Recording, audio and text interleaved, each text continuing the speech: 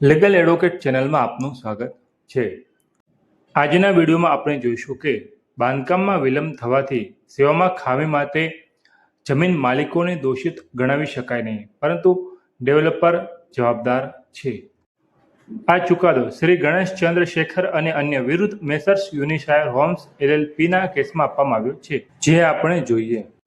જ્યારે બાંધકામની સંપૂર્ણ જવાબદારી ડેવલપરની હોય અને કરારમાં જમીન માલિકોને વળતર આપવામાં આવ્યું હોય ત્યારે જમીન માલિકોને સેવામાં ખામી માટે દોષિત ઠરાવી શકાય નહીં। આ કેસમાં ફ્લેટ ખરીદદારોને કબજો સોંપવામાં થયેલા વિલંબનો મુદ્દો હતો। ખરીદદારો દ્વારા રાષ્ટ્રીય ગ્રાહક નિવારણ આયોગના 2024 અને 2023ના આદેશ સામે ગ્રાહક સુરક્ષા અધિનિયમ 2019ની કલમ 67 હેઠળ અપીલો કરવામાં આવેલી। આયોગે અગાઉ ઠરાવેલું કે જેડીએ અને વેચાણ કરારને ધ્યાનમાં રાખીને જમીન માલિકોને સેવામાં ખામી માટે સંયુક્ત અથવા અલગ અલગ જવાબદાર ઠેરવી શકાય નહીં, પરંતુ બંને પક્ષોને ફ્લેટ ખરીદદારોના હિતમાં વેચાણ દસ્તાવેજ અને ટાઇટલ ટ્રાન્સફર કરવા નિર્દેશ આપેલો।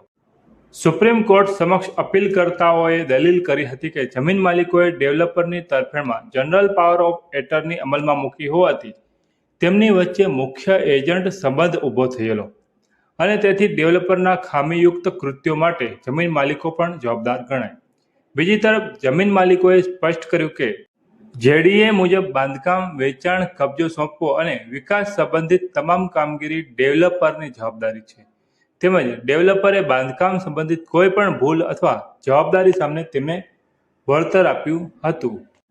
બંને પક્ષની દલીલો સાંભળ્યા બાદ બેન્ચે નોંધેલું કે અપીલકર્તાઓએ જમીન માલિકોની કોઈ ક્રિયા અથવા નિષ્ક્રિયતાના કારણે વિલંબ થયો હોવાનો કોઈ આરોપ મૂક્યો નથી।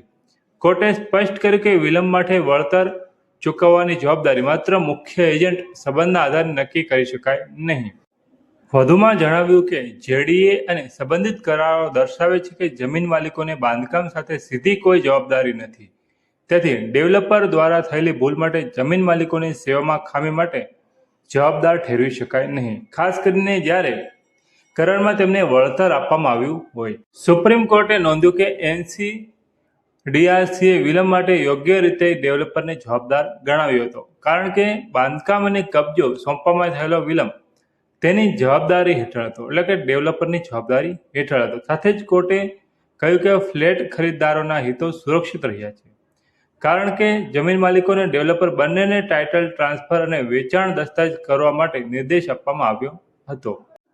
આ ચુકાદો રિયલ એસ્ટેટ ક્ષેત્રમાં જેડીએ આધારિત પ્રોજેક્ટોમાં જમીન માલિક અને ડેવલપરની જવાબદારીઓ અંગે મહત્વપૂર્ણ માર્ગદર્શનરૂપ માનવામાં આવે છે।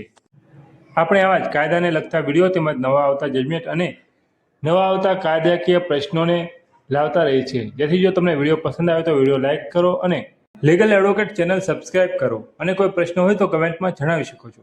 થેન્ક યુ, આભાર।